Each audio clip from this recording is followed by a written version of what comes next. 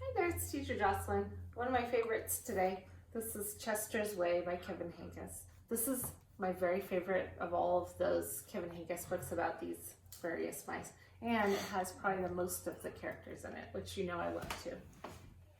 So Chester's Way. But mostly I just like Chester. Chester had his own way of doing things.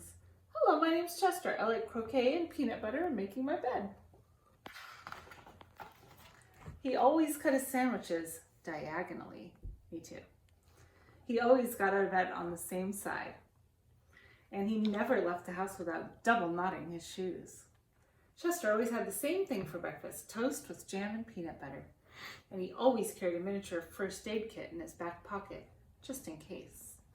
You definitely have a mind of your own, said Chester's mother. That's one way to put it, said Chester's father. Chester's best friend Wilson was exactly the same way. That's why they were best friends. Chester wouldn't play baseball unless Wilson played, and they never swung at the first pitch or slid head first. Wilson wouldn't ride his bike unless Chester wanted to, and they always used hand signals. If Chester was hungry, Wilson was too, but they rarely ate between meals. Some days I can't tell those two apart, said Wilson's mother. Me either, said Wilson's father. Chester and Wilson, Wilson and Chester, that's the way it was. They loved to go on picnics. Once when Wilson accidentally swallowed a watermelon seed and cried because he was afraid that a watermelon plant would grow inside of him, Chester swallowed one too. Don't worry, said Chester. Now if you grow a watermelon plant, I'll grow one too. Chester duplicated his Christmas list every year and gave a copy to Wilson because they always wanted the same things anyway. For Halloween, they always dressed as things that went together. Salt and pepper shakers, 2 mittens on a string, ham and eggs. They really are 2 peas in a pod, said Chester's mother. Looks like it, said Chester's father. In spring, Chester and Wilson shared the same umbrella. In winter, they never threw snowballs at each other. In fall, they raked leaves together. And in summer, they reminded each other to wear sunscreen so they wouldn't burn. Chester and Wilson, Wilson and Chester, that's the way it was. And then Lily moved into the neighborhood. Remember Lily? I'm Lily, I am the queen, I like everything. Lily had her own way of doing things. She wore band-aids all over her arms and legs to look brave. She talked backwards to herself sometimes so no one would know what she was saying. And she never left the house without one of her nifty disguises. Lily waved at all the cars that passed by, even if she didn't know who was in them.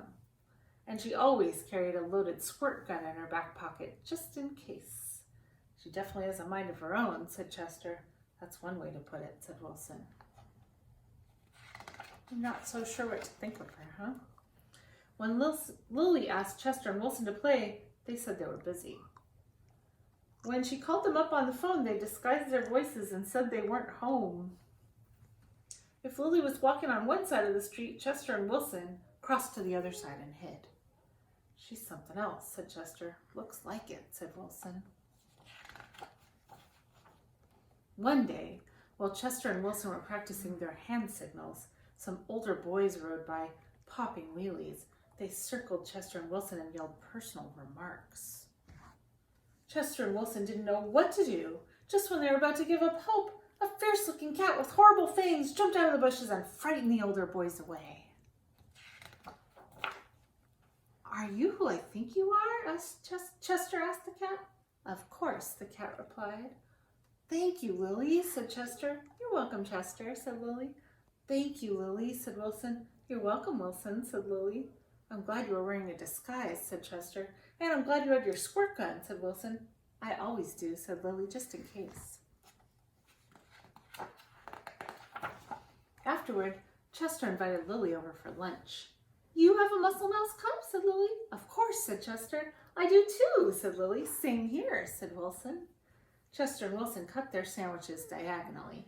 Lily asked Chester's mother if she had cookie cutters, and she made stars and flowers and bells. That's neat, said Chester. Wow, said Wilson. That night, Lily invited Chester and Wilson to sleep over. You have a nightlight, said Chester. Of course, said Lily. I do too, said Chester. Same here, said Wilson.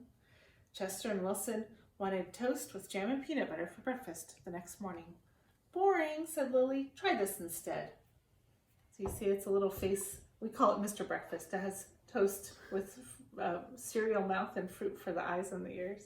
Ooh, this is good, said Chester. Wow, said Wilson. After that, when Lily asked Chester and Wilson to play, they said yes. When she called them up on the phone, they had pleasant conversations.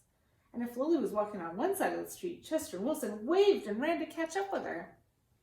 Chester and Wilson taught Lily hand signals, and Lily taught them how to pop wheelies.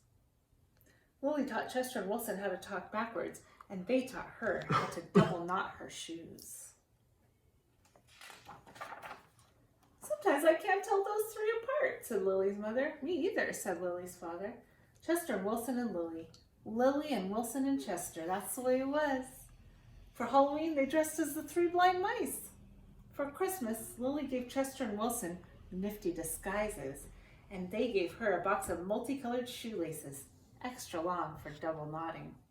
They loved to go on picnics. When Chester and Wilson told Lily about how they each swallowed a watermelon seed once, Lily swallowed 3 of them. I'll grow a watermelon plant for each of us, she said. In spring, Chester and Wilson and Lily shared the same umbrella. In winter, they never threw snowballs at each other. In fall, they raked leaves together. And in summer, they reminded each other to wear sunscreen so they wouldn't burn. Chester and Wilson and Lily, Lily and Wilson and Chester. That's the way it was. And then Victor moved into the neighborhood. Do you think they'll end up becoming friends with Victor? Kind of think so. I think he's in one of those other stories even. That's it for today. See you next time for more stories.